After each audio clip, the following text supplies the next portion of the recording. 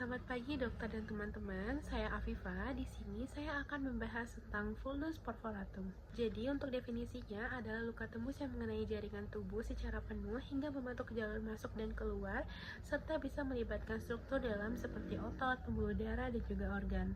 Dan luka ini bisa menjadi penting karena bisa menyebabkan defek jaringan lunak yang memerlukan rekonstruksi untuk mengembalikan fungsi dan juga estetika. Untuk etiologinya, umumnya disebabkan oleh trauma penetrasi seperti luka tusuk, luka tembak, atau benda runcing lainnya yang menembus jaringan tubuh.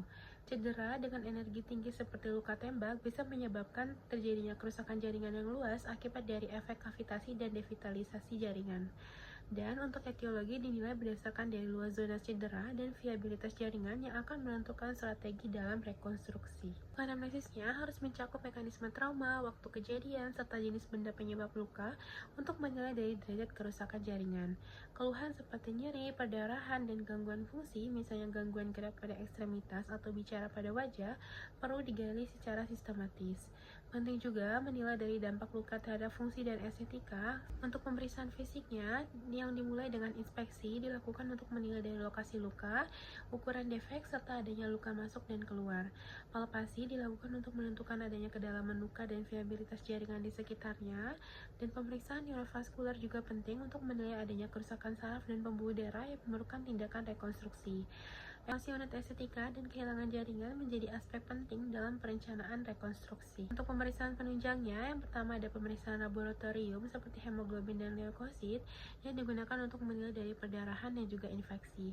Lalu ada CT scan merupakan modalitas utama untuk mengevaluasi jalur luka dan keterlibatan organ dalam pada trauma penetrasi. Pada kasus tertentu, penilaian perfusi jaringan bisa dilakukan untuk menentukan kelayakan tindakan flap atau grab. Analisisnya ditegakkan berdasarkan anamnesis, trauma penetrasi, temuan luka tembus, serta evaluasi kerusakan jaringan dan juga organ yang terlibat.